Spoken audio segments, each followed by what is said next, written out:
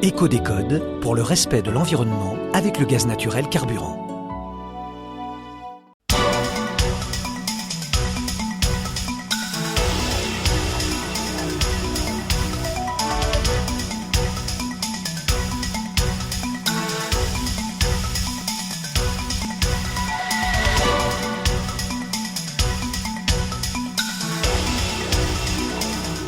Je vous recommande d'utiliser beaucoup l'artisanat marocain et de faire les choses à la main. Elles sont magnifiques, d'excellente qualité. Fondamentalement, ils ont les artisans qui savent encore faire ça. C'est-à-dire qu'il n'y a pas eu de rupture, comme il y a par exemple en Europe, il n'y a pas eu de rupture au niveau des traditions des bâtiments, mais au contraire, c'est quelque chose qui est toujours resté vivant et on trouve, je suis convaincu, les bons artisans, tous ne sont certainement pas bons, mais les bons existent sans aucun problème. Encore faut-il les dénicher. Encore faut-il les dénicher, et puis, comme ils sont certainement ni pires ni meilleurs qu'ailleurs, je pense qu'un contrôle lors de la réalisation des travaux est nécessaire. Donc si vous avez un coordinateur et que vous le payez pour son travail de coordinateur, vous aurez moins de soucis de finition, moins de soucis de bâclage, moins de soucis de coordination entre les corps de métier, surtout si vous n'habitez pas au Maroc, si vous n'êtes pas résident en permanence au Maroc. Donc ça peut être un avantage si l'intermédiaire est sérieux. Ça peut être un inconvénient notoire si tout d'abord il n'est pas sérieux, puis il faut savoir que l'intermédiaire ne vit pas d'amour et d'eau fraîche, donc c'est clair que ça va monter le prix. Plus vous avez en face de vous un prestataire structuré, organisé, moderne, moins il aura tendance à donner un prix sujet à négociation. Plus vous êtes dans une logique de particulier à particulier, et plus vous êtes dans une logique de négociation et d'enchère sans aucun doute. Le Marocain, et ce n'est pas qu'une légende, aime à marchander. Il ne considérera d'ailleurs son acheteur qu'au terme d'une joute transactionnelle animée. Si cette décision devait être prise le moment venu, je prendrais largement le temps d'y aller, de passer quelques mois pour respirer l'air. J'irai sur place, voir un petit peu ce qui se pratique, quels sont les prix pratiqués, quelles sont les commissions, et puis quel est, au moment où je déciderai de faire le pas, les lois effectives à ce moment-là. Parallèlement aux palais anciens, les constructions nouvelles constituent une autre possibilité d'acquisition en vue d'une retraite dorée. En dehors du centre des grandes villes, le prix de l'hectare avoisine les 150 000 €, soit moins de 250 000 francs. Mais même si vous disposez d'un jardinier qui ne vous ruinera pas, avez-vous besoin d'un terrain où l'on construirait en Suisse au minimum 10 à 12 villas. Pour un demi-million d'euros, vous avez une maison magnifique, une maison très spacieuse, des grands terrains. Un demi-million d'euros, c'est une construction de très grand luxe au Maroc. Autre dimension.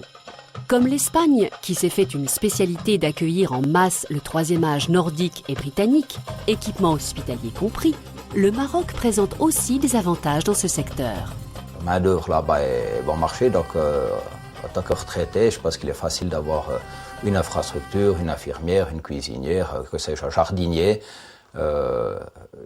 pour un prix qui est quand même tout à fait raisonnable, ce qui sera absolument impossible de se payer ici en Suisse et en Europe en général. On l'encourage. Pour nous, c'est créateur de petits emplois, d'emplois de proximité. Le gouvernement marocain est préoccupé uniquement et avant tout par l'emploi. Sa priorité numéro 1, c'est l'emploi. Tout ce qui contribue à créer des emplois de proximité. Les gens retraités parfois à partir d'un certain âge ont une assistance médicalisée à domicile, des infirmières qui les visitent régulièrement et tout cela pour nous ce sont des petits emplois, sans parler de la consommation induite, consommation alimentaire, consommation de biens et de services induite. C'est un bonus pour l'économie marocaine et l'emploi au Maroc. Le gouvernement marocain voit loin, même si comparaison n'est pas forcément raison. La Floride et la Californie ont connu un développement extrêmement rapide des résidences pour retraités pour les mêmes raisons que le connaît le Maroc. Et le Maroc continuera de le connaître dans les décennies qui viennent, sans aucun doute. C'est la Californie et la Floride du nord de l'Europe.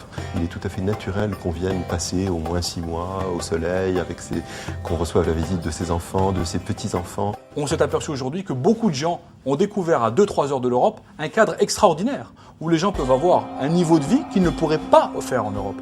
Faire du cheval le week-end, aller faire du ski le même jour et finir dans le désert le jour d'après, avoir accès à la mer avec un bateau, on le sait. Ce sont des choses qui appartiennent à une élite en Europe. Au Maroc, vous pouvez le faire. Et là, t'emballes pas, Coco. Dans les tranquilles bourgs helvétiques, l'enthousiasme retombe d'un cran. Vous allez où en vacances? Je pars pas en vacances cette année. Mais les années prochaines. Sûrement dans le sud de la France, on verra. Non, pas le Maroc. Pourquoi? Mais je ne sais pas, j'ai déjà mes vacances en Tunisie. Le Maroc? Le Maroc, oui. Ça vous dirait d'y aller? Pourquoi pas? Vous connaissez Marrakech par exemple? Oh non, je connais rien du tout. Vous savez que si on va passer sa retraite dans d'autres pays, par exemple le Maroc, on paye beaucoup moins d'impôts? Bah, sûrement. Je veux bien vous croire. Alors, passer sa retraite, par exemple, au soleil, en Afrique du Nord, ça vous dirait? En Afrique du Nord, non. Pourquoi? Bon, parce que j'ai été au Maroc, en Tunisie, ça m'a pas beaucoup plu. À terme, pourquoi pas. Aujourd'hui, évidemment, je suis sur Genève et j'y suis très bien, mais c'est vrai que c'est un peu un rêve que chacun d'entre nous qui aimons le Maroc avons. Les Suisses, à mon sens, vont suivre, comme ils ont suivi dans d'autres endroits. Rêvons, oui, tout en sachant que le Maroc bouillonnant d'idées et d'ouverture d'aujourd'hui ne sera peut-être plus le même. Dans 20 ou 30 ans, la stabilité politique personnifiée par le roi, commandant des croyants, sera-t-elle toujours au rendez-vous? Souhaitons-le, l'islamisme sera-t-il contenu et la pomme de discorde du Sahara occidental passera-t-elle aux oubliettes? Premier test lors des élections législatives prévues cette année.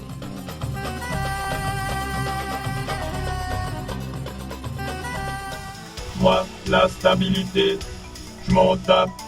Pour le jet ski, les vagues, c'est le top.